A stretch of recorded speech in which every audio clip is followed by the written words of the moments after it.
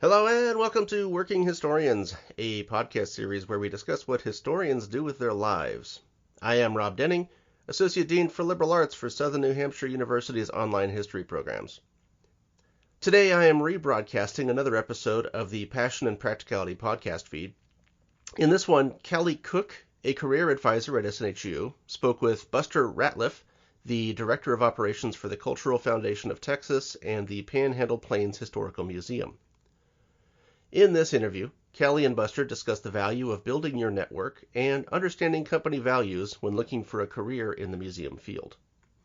This episode was originally broadcast on the Passion and Practicality podcast feed on December 9th, 2022. Everyone, it's Callie again with SNHU Career Services. Thanks for listening to our Liberal Arts Series podcast.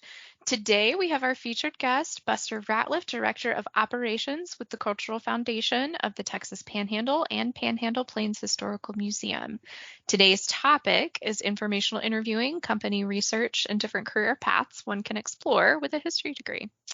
Thank you for joining us, Buster. It's such a pleasure having you with us today. Could you just introduce yourself and tell us a little bit about the Cultural Foundation of the Texas Panhandle and Panhandle-Plains Historical Museum? Sure. Yeah, I appreciate you having me on here. My name is Buster Ratliff. As you said, I am the Director of Operations for the Cultural Foundation of the Texas Panhandle. And this was I had previously worked just for the Panhandle-Plains Historical Museum. I've been associated with the museum for 19 years now. And the Cultural Foundation is something that started just a little over a year ago. And we had within our area, there is the Texas Outdoor Musical and the Panhandle-Plains Historical Museum in Canyon, Texas, which we are a suburb of Amarillo. So the Panhandle of Texas are two of the largest cultural entities. And both their directors retired at the same time. The president of the university, Dr. Walter Windler, president of West Texas A&amp University.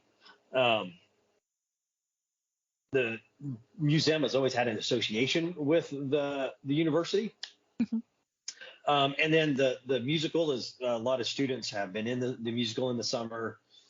And just some different faculty have been involved and kind of do both. And so he just really kind of had this idea of what if we just made this like cultural conglomerate that really just kind of focuses the cultural heritage of the region, and let's combine the museum and the Texas Outdoor Musical and have the university's backing behind it. And so it just really kind of became this brainchild of him.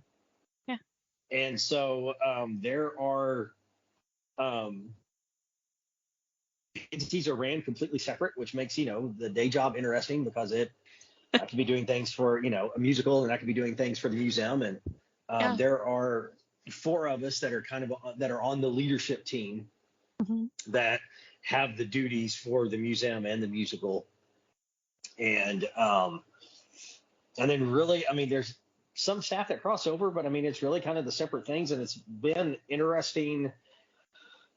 Just kind of process. And I think the fun thing about it is we get to kind of on a daily just really define it. And I don't know that we've really found that definition. And I was telling, talking to our director and our director of finance. And I was like, yeah, the first question's about, kind of talk about the, CFPP. And they were like, haha, that's funny. And I was like, yeah, right. Like, you just don't know what it is, but we are kind of seeing the benefits of it. And I think it is kind of fun to just really promote the heritage in there. And as far as the museum itself, Panhandle-Plains Historical Museum is the largest and oldest history museum in Texas. And I think for, up in the Panhandle, nobody, people think, well, that would be in Dallas or Austin or San Antonio, Houston, whatever. And, the fact that it's here is that, and it's just a fascinating museum. I sound like a homer, but, I like it has a little bit of everything. So, it has history, it has art, it has textiles, it has paleontology, it has ethnology, it has, really just kind of covers the gambit. And we have right around 3 million artifacts. And so I think that is just a fascinating amount of things. And I think it's just the stories we get to tell are just incredible. And this is Yeah. just a rich cultural region. And so I think the cultural foundation, I think putting all of these things together and having the university and the museum and the musical together is, well, none of the parts seem to fit together, work really well. And I think it's fun. That's awesome. That was That's a really really long answer. I'm sorry. no, I appreciate that information. I didn't know about the musical part. Oh So yeah, no that's musical cool. back. I mean, and that's what's funny is none of us on leadership have any sort of musical theater background, and so we kind of approach it more business wise and everything. But yeah, it's an interesting thing, and there's the job was always, I loved it because it was something different every day anyway. Yeah. But now with the musical, it truly is something different every day. I mean, there's things I didn't think I would have to be doing that I'm like, I don't even know what I'm doing right now. So That's awesome. That's awesome though. And it's so interesting to hear all the variety of components that you wouldn't think go together and no, yeah, seem to mesh so well. Yeah. yeah, no, it really is. And I think it's the university is such a resource, and the museum has such a rich history, and the musical has such a rich history. So I mean, Yeah. like I said, it doesn't on the surface makes no sense. Yeah. Maybe sometimes in application it makes no sense, but I mean it works. I mean it really But in the does. day I to think day. that's Yeah. I think in the day to day it's really good, and I think that the benefits are paying off, and Yeah. just really, I mean, all three orgs have their own strengths, and I Yeah. think that's where the partnership, I mean, really pays off. And Yeah. I know Absolutely. kudos to Dr. Windler on that. I mean, nobody really saw it but him, and I mean, Yeah. he's, I mean, we're all very thankful for him and his vision. It's fantastic. And I didn't know your association with the university either. So that's really interesting to Oh hear yeah, too. Yeah. Yeah. Awesome. Well, thank you so much for that. welcome. So our first little set of questions here, just kind of related to history opportunities. So my first question, what types of roles do you see history students in, and how can they grow from those opportunities? Um, I think they can be, I mean, it's really interesting for us. Um, because I think everybody thinks history and they think traditional.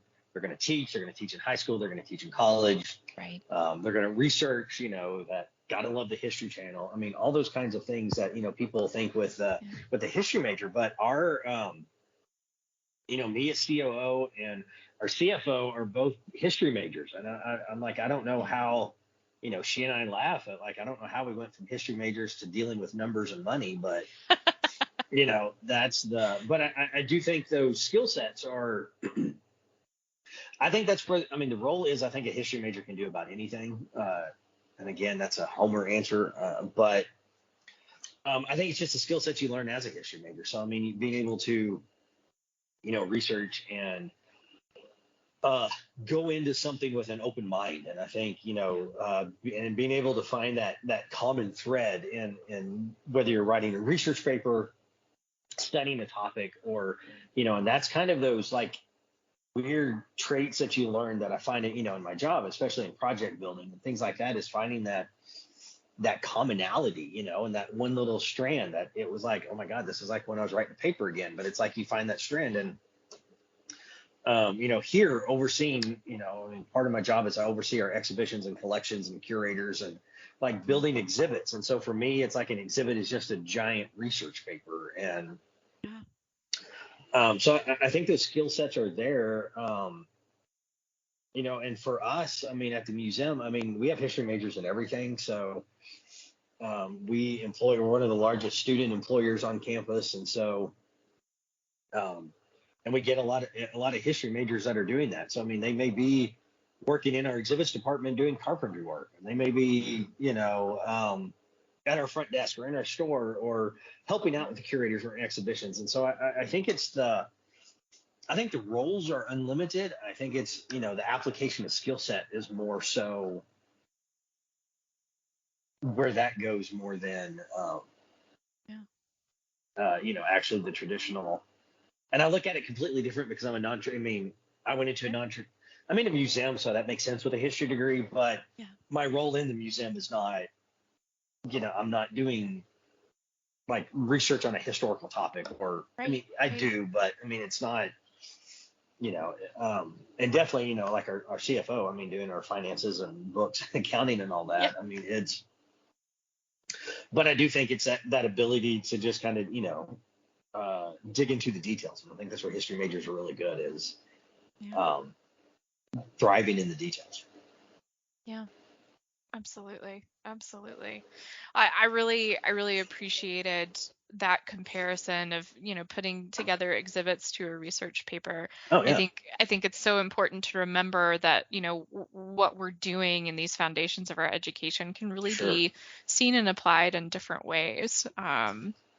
Yeah, so that's really interesting to hear all of these different opportunities in that space.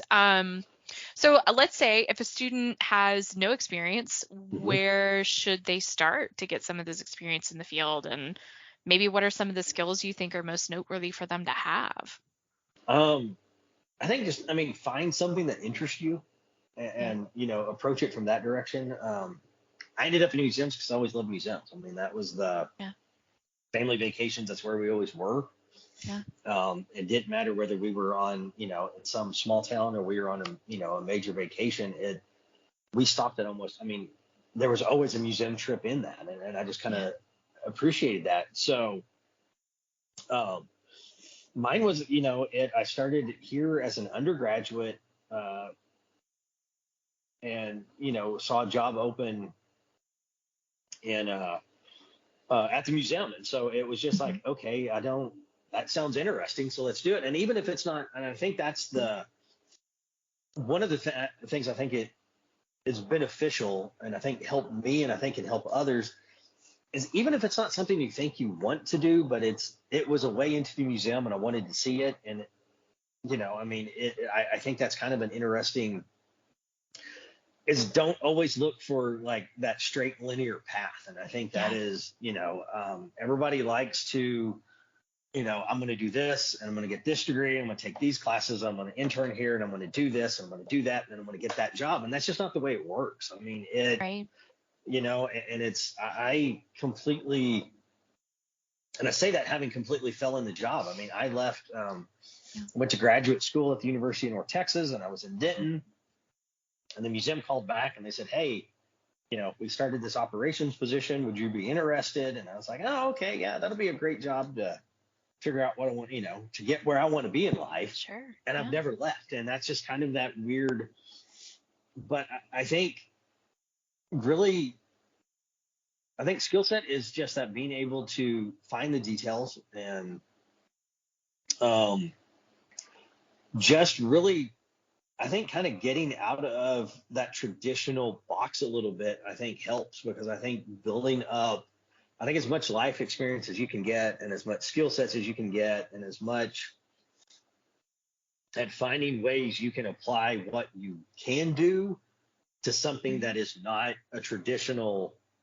aspect of what you think that is, Yeah. I think pays more, benefits um, than it. And it's just that, I go back to, even, when you're talking about comparing like a exhibition as like a research paper, I do that like on projects, that I oversee too. I kind of lay out those projects the way I'd outline, kind of, the research paper that like, this is my Yeah. initial thought. This is where I want to go. This is the research I need to do.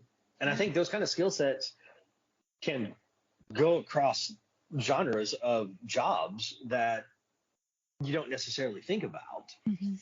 And it's, so I think just, find something you like and go for it. And that's even if you're interested in it and it's not what you want to do for your career, but you're like, hey man, that sounds interesting. I think that's what you do. I think that's how you build up that skill set. And I think the variety is key. I think that's, Yeah. um, and I think that pays dividends down the road. Yeah, for sure, absolutely. Taking the opportunities where they are, and you're right, even if it's not career end game, is still an opportunity that builds that variety of skill set Sure. that It's so valuable. Oh, Absolutely. for sure. Absolutely. So would you recommend that candidates applying to internships and full-time positions have a portfolio or social media related to their history experience? I think it helps. I mean, I think it, internships anymore are almost turning into job interviews Yeah. and so I think being able to, even in a cover letter, like if it's not, your resume doesn't show what you want, being Yeah. able to write that out in a cover letter and say, hey, here's what you have, here's it. And I think researching what that job is, whether that internship or that full-time job. And I think as somebody that hires people, that's also very helpful Mhm. when I know that somebody has done just as much research on us as an institution as Yes. we have on them as a person. And on the Mhm. social media side, I think it helps. And I do think, I can't, say this enough. I mean, your social media is going to get looked at. I mean, that's the first place, Yes. that is the first place we look. And I think you've got to be very mindful of what you put on there. And I think, that's we're all learning that. I mean, and that's you know, and so I think the social media is important because I mean, it's an easy resource for people to get to know you. Um, Yeah. and kind of see, how you are. But I mean, you also then have to, if you're going to do that, be very mindful of what you're putting up Yes. because they do get to see you. And I mean, and I think that's and I think we live in a very interesting time that, I mean, even if it was something 5 years ago, then, I mean, you're still held accountable and in most cases, rightfully so. And I mean, I think that's fine. But I think you've got to, um, that is a record of who you are. And I think, it's, um, which is another interesting component to me on the study of people in social media. I think will be Yeah. Yeah. arcade drawings, and that's at but I do think having some sort of I mean, I do think having some sort of portfolio is there because I mean, I think people need to know what you know, and that's and especially as you're building your resume, it's not always going to show off that job. Right. But I think that's where a cover letter comes in and researching what that company is and what the job is and this is what you're looking for. This is what I do. This is what I have experience in. I think is vastly important. Absolutely. Absolutely. It's, and you're so right. The social media presence, it's, if you have a social media presence, it's a part of your existence. It is. And companies are going to look at that. And there's a ton of value in what you put out there if you're being smart about what you put out there. I mean, even just having a LinkedIn presence and seeing things that you're like, this is really interesting. I'd like to repost this and, add a little bit of a Oh yeah, comment to it. sure. Just showing your knowledge in that space too. There's a lot of value if we take the time to use what's at our fingertips. So Oh yeah, yeah. and it's easy to do. I mean, that's the. Yeah. I mean, between, um, especially on something like LinkedIn or Facebook. I mean, there's Mhm. enough entities that have a presence on both that Yeah. even just showing that you're following them or that you're liking or I mean on something like that, I think Yeah. it is good just because it shows you're paying attention. Yeah, absolutely. Absolutely. Just some of those small things are For sure. speaking really loudly at the same time. Yeah, Oh, for absolutely. sure. Yeah. So just kind of diving into our next question, do you find that academic projects from college contribute to a student's overall experience and potential for landing interviews? Well, yes and no. I mean, I Yeah. don't. I think it kind of depends on the project, and I think that's where you're kind of at the mercy of your professor Yeah, a little bit on for that sure. is what they have. I mean, I had um, professors that were very much forward thinking. These are what your projects are, and this is what you're going to do. And I had professors that are like, this is what I need. I don't really care about what. So Right. I think it really kind of depends and how you apply it. And I think I think their value in actually doing it, whether it pays off in your career or not, just being able to do the project and start and finish and plan out, and I think is a vastly underutilized skill, and seeing things through, because there's inevitably going to be something that goes wrong, and I think that is being able to adapt and adjust Absolutely. your plan through that. So I think that is where the benefit is. The topic I don't think really matters, because I think it, again, I mean, you're at the mercy of the professor. So Sure.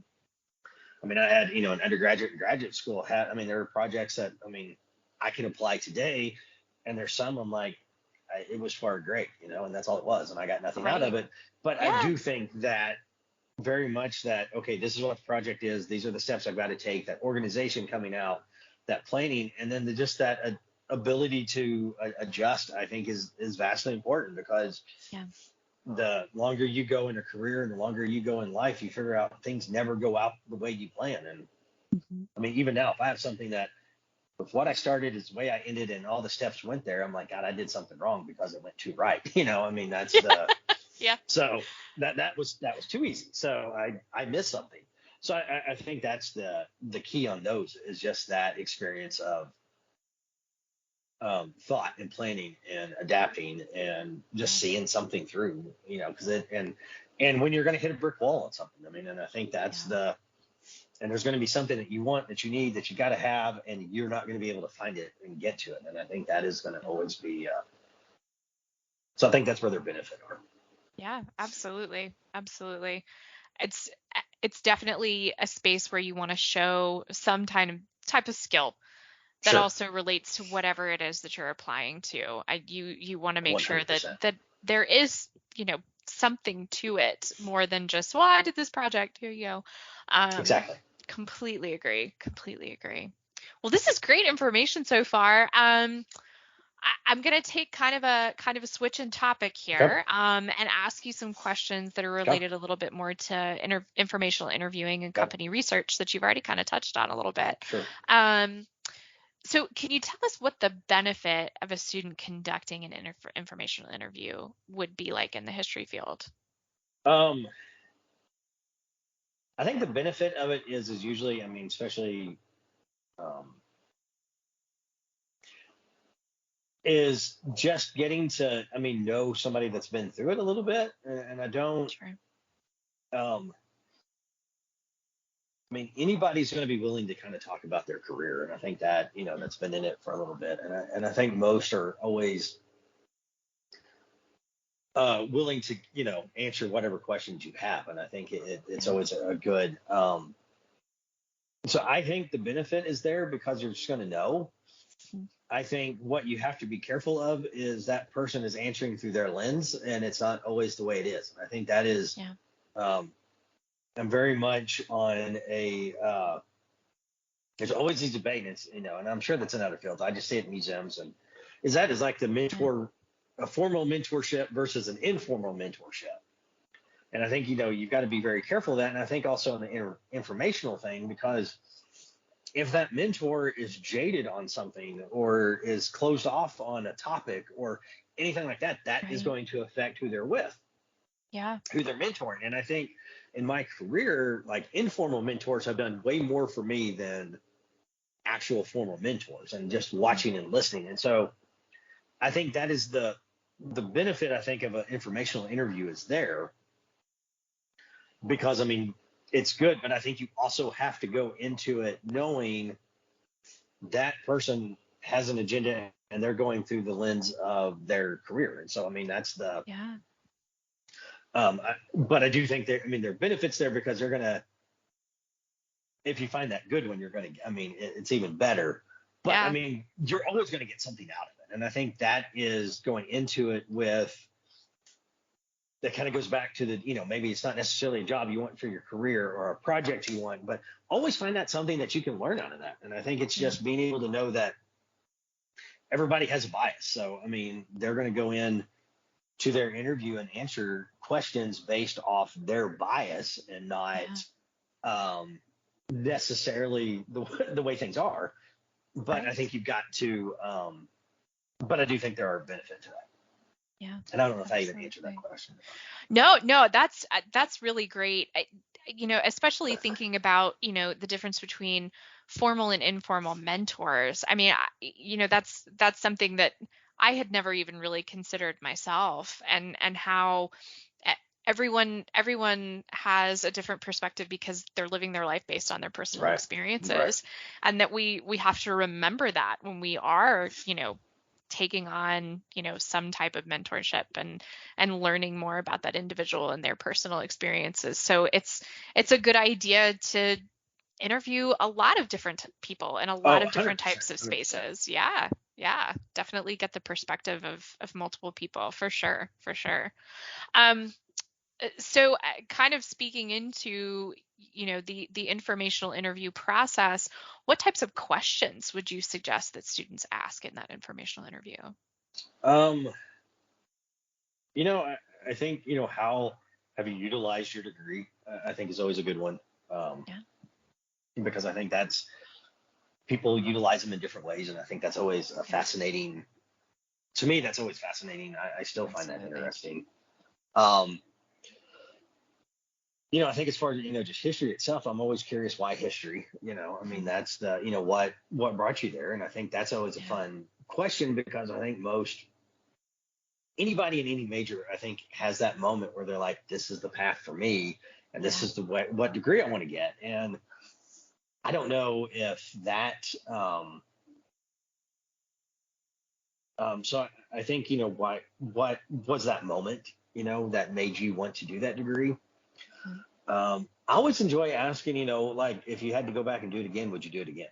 Or would you go a different Yeah. route? I mean, I think that's a different, I think you get very interesting questions on it. And, Sure. that's the, because I think everybody kind of plays that what if, what if had I taken that class and not that class, or what had I Yeah. chosen that minor and not that minor, or, how did you end up on that, that degree path, and then that within that path, what's your track? And so, Yeah. I think those are the questions I like. The others, I mean, I think you just go into it with what you want to get out of the interview. I think that's the other, I think there's never like a set magical formula of questions. Right. I think you have to go in and know, this is what I want to get out of the interview, and what questions do I have to ask to get to that, what I want. And I mean, and again, that bias is going to play into that a little bit, but and I think being able to, again, I think that's where adapting comes into it. Is they're going to answer a question in some way, and you need to be able to like break away from what you want to ask and go down a path, because they're going to take you there. Yeah. And so I think that is so I think more than a set question, I think it's more just being a little open in the interview to go to a different route other than what you think you need to ask. Right. Being that, and I think that's where, listening skills come in really well. Is, I mean, make sure you're listening to the answer and not just trying to check off that, like, oh, okay, ask this question, I'm gonna ask this question, I'll ask, and not Right. getting ready for that next question. Actually listen to what they're saying, and Yeah. I think that's where the value is. Yeah, absolutely. Because when you listen to those responses, sometimes it builds on another question that Yeah, you didn't realize that you had until that for moment. sure. And you're right. You can certainly prepare beforehand, but being able to kind of adapt and flex in the moment. I think you've mentioned some really great things, especially in terms of breaking the ice when you're having those conversations and trying to get to know that individual a little bit better. Because you can certainly connect in those ways too. Sure. Especially when you're finding out, like, why did you choose this path? What Right. was it about this that just made you go, Right. I want to go in this direction? So yeah, that's definitely excellent information. So diving a little bit more into the next question, what is your opinion on the value of networking in the history field, and what are the best ways to network? And I can, I mean, I'm just going to go from a museum side of it. And again, this is going to be Sure. very non-traditional, but Yeah. I mean, I think networking, and anything you do, networking is key. And there is so much in life that is truly who you know, not what you know. And I think Mhm. that is, and I don't know the answer, but I know somebody that has the answer. Or I don't have that skill set, but I know somebody that has that skill set. Or I don't know what I'm doing, but I know somebody that can do that. And I think that's where networking comes in. And I think I'm very much in the form that that conferences are always going to be big. And I think they have their place. And I think you're always going to, again, if you go in, you're going to find something that you want. But I think, especially for me in my career, yes, I've learned stuff at conferences. Yes, I found them beneficial. Yes, the sessions are great. Keynote speakers are great, blah, blah, blah, blah, blah. But that getting to know other people in your field, and that's there. And I think it being able to figure out that whether you're at for me personally, especially like in like the Texas Museum Association museums, you get, that whether you're in Dallas or you're in Houston or you're in Abilene or you're in Texarkana or you're in Canyon, Texas, Yeah. you're dealing with the same issues. And I think that is a little comfort. And I think then, as for me, as I broadened out, and you have like the Mountain-Plains Museum Association, the Western Museum Association, the nationally with like the American Alliance of Museums, it's like the people in Boston are dealing with the same things in their museums that you're dealing with in your museums. And the people in California have the same issues that you have. And so I think being able to just network and have those resources to go to, I think are extremely valuable. That was then, it goes back to, when the first idea of the Cultural Foundation was presented to us. And I was like, that makes no sense. And I just remember like calling up a bunch of people in the field all over, like, where have you seen this thing like this? We have been tasked with making this work. How does it work? And who do I talk to? And so having those resources that you can just reach out and shoot an email or pick up a phone and I think that's where social media really comes in really well too, is because it broadens your reach, because you can join Facebook groups or LinkedIn groups or see what somebody's putting up on their stories on Instagram or different things like that. And I've made connections in the field just because I've commented on somebody's post or commented on their story. And then it's like, you get to a conference and you finally meet, and it's like you've known each other for 4 years and you've never sat in the same room together. And I think that is where, again, going back to the social media, that's where it can pay off. And I think that is where I think you give a flip to, it shows you care. And I think that is, I think that shows that you, I think it just shows that you have that. And I like for myself, as a leadership team, we bounce ideas off each other. But I like it when people that work for me come up and say, hey, I saw this and I want to try to implement that here. Or, hey, I saw this person here, or I want to reach out to this person. Do it. And that's networking is, I think, key. And I think that is, it truly is one of those things I don't think anybody really talks about that probably will play more benefit to what you do than, I think, even the education. And I'm very proud of education. I think education at this point, I work for a university. This is a university podcast, and I say all that, but that actual networking, I think, is going to, that pays more dividends than I think almost anything. And I think that, again, goes back to that informal, side of things is, you just never know what conversation you're going to have is going to trigger an idea or trigger a process, or you get through it and you're like, oh my God, I know the person. So yes, absolutely. Absolutely. I could not agree with you more. The thing that, and this is a conversation that I definitely have daily, sometimes multiple times a day with students, because they feel like the skill that they're lacking the most is networking. And that's always the piece they just really haven't targeted yet and tried out yet. And no doubt, sure, it's probably one of the more difficult things to do, but it is also one of the most rewarding. Education is fantastic. the thing to remember about a degree is that it's not a golden ticket, it's a competitive advantage. That's And it. Yeah. yeah, you can have the most amazing resume in the world, but at the end of the day, if you don't know your value, the resume is not going to take you anywhere. And knowing your value goes so far Oh, it does. beyond It does. just I know what I know. It's who do I know? How do I know Mm-hmm. them? What are the interactions that I've had with these individuals, and how have I maintained those relationships over the years? So yeah, you're absolutely right. I could Well, not and, agree more. and I think one of my favorite things that I like when it all comes together is like somebody has an idea or wants to do that, and it's like being able to, and I'm in a position like in my job, I mean, being able to like put people in the room that need to be in the room together, and then be like, okay, you guys figure, you guys are together, I'm out. But I know this person that knows this person that knows that person. You guys need to talk, and I think that's and networking. I mean, I'm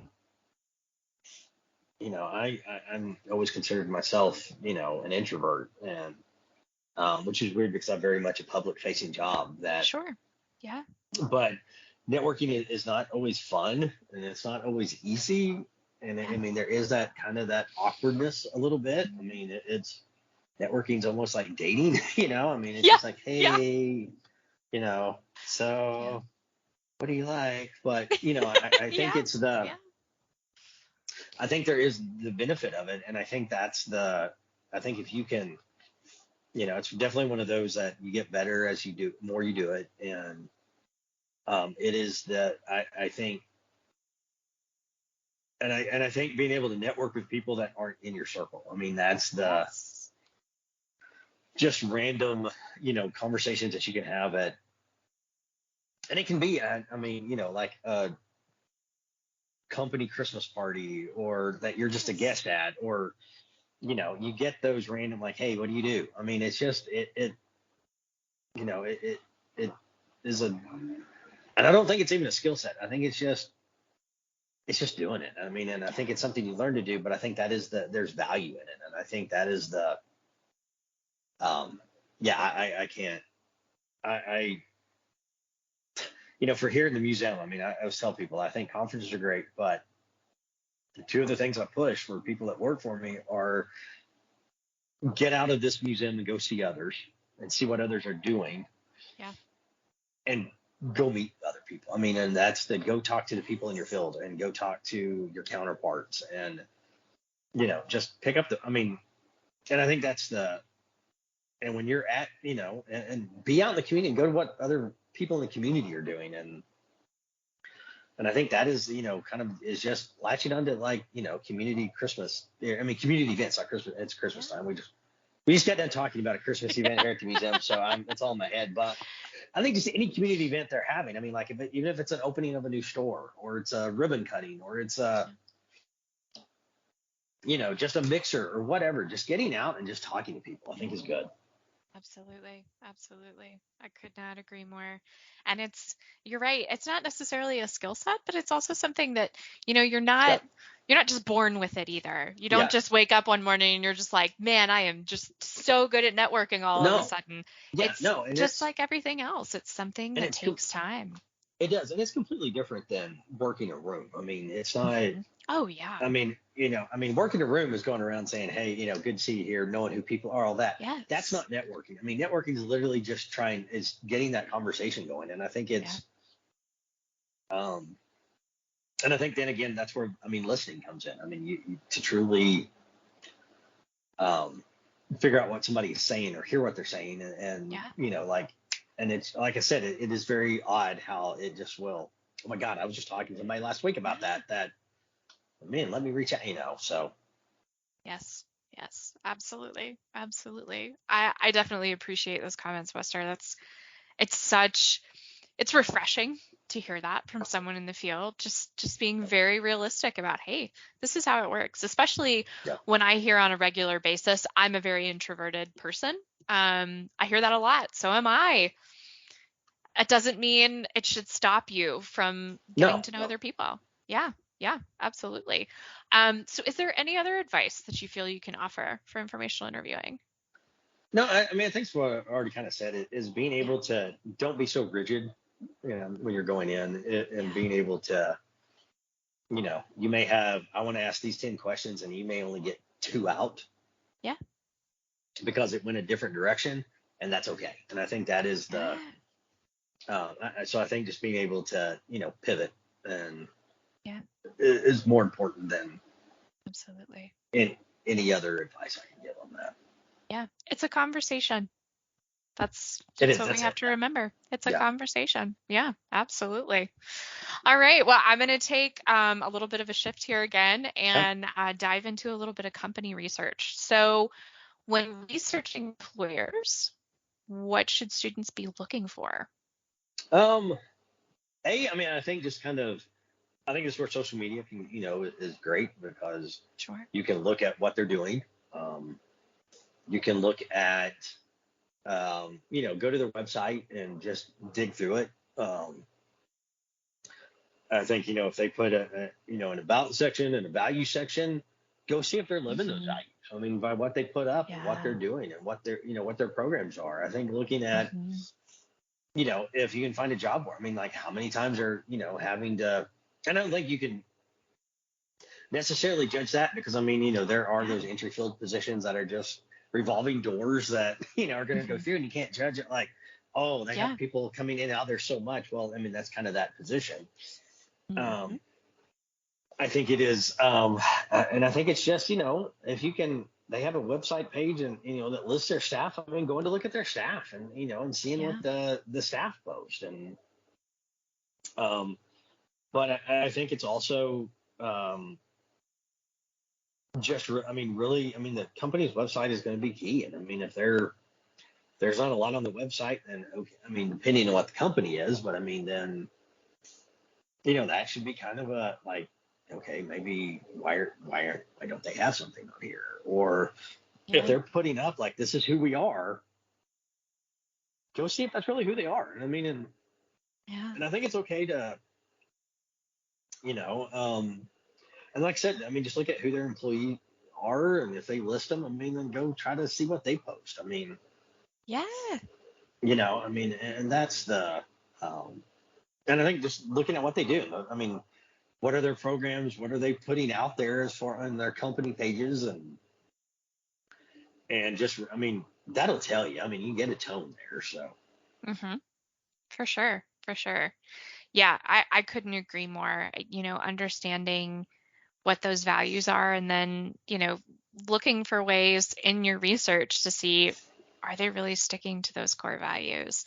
Never really sat down to think about, yes, these are their core values, but are they doing it? That's really a next stage thing that is important to do too. So yeah, I appreciate you sharing that. And honestly, this next question, you've already covered it. Just finding out about the company's culture. You've really already covered that and doing a deeper dive. So yeah, we'll just go on to the next question unless you have more to say. Yeah. No, I'll say, but on my side of it, on the flip side of it, we look at that on, now is how does that person fit the culture?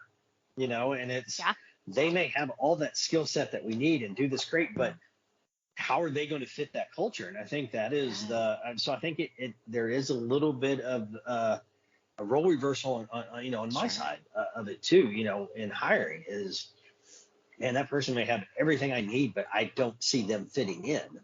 And not that you have to put it in, but it's like, and you want to bring in different personalities and different types and different ideas and thoughts and all of that, because that's what makes it good, is different, but you also know what direction you're going. And I think that is the,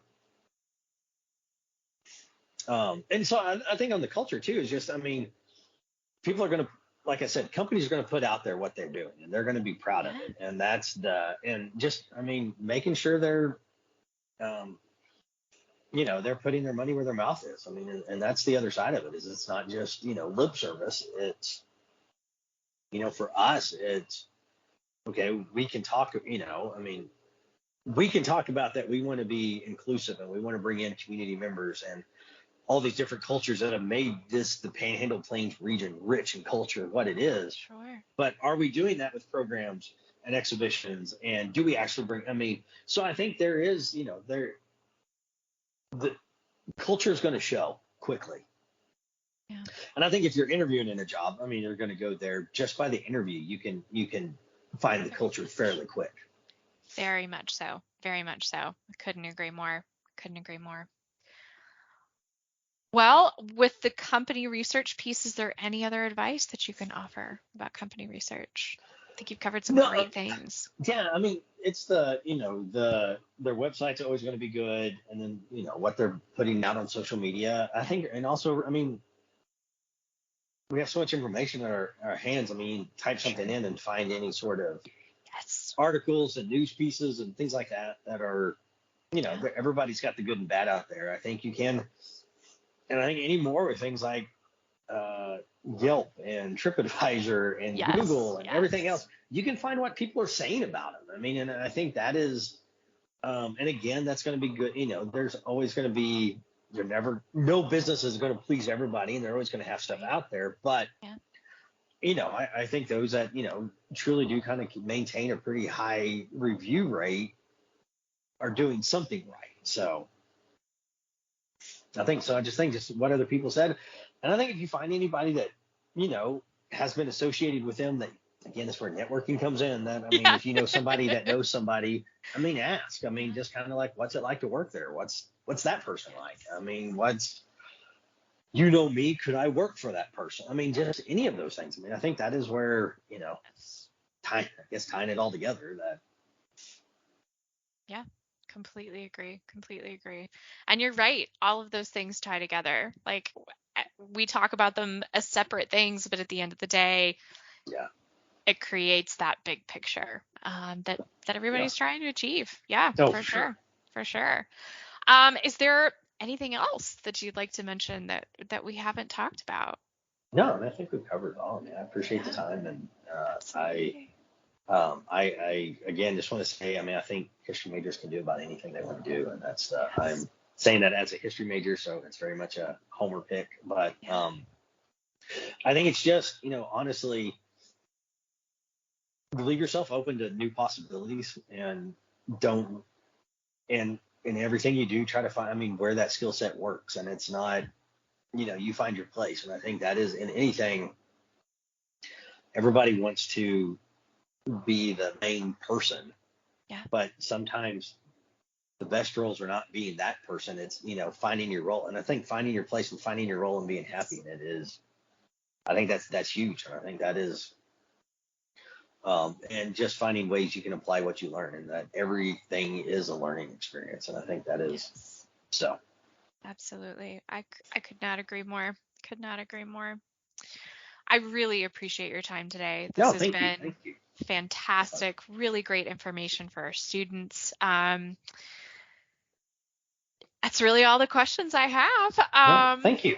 It's been so helpful. Just so thank you so much for being here today. You're very welcome.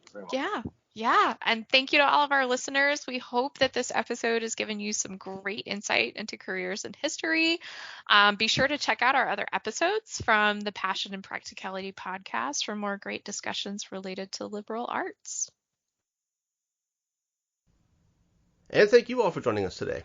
This episode originally appeared on the Passion and Practicality podcast feed, but today is appearing on the Working Historians podcast feed, and you can subscribe to either of those on any podcast app, including Apple Podcasts, Google Podcasts, Spotify, Podbean, Amazon Music, Pandora, or whatever else you prefer. That way you won't miss any episodes, and you'll continue to hear about all the cool stuff that historians do with their lives. This podcast does not represent the views of Southern New Hampshire University. If you have any questions or comments for this or any of our other podcasts, send us a message to workinghistorians@gmail.com. For Callie Cook and Buster Ratliff, I'm Rob Denning. Happy job hunting.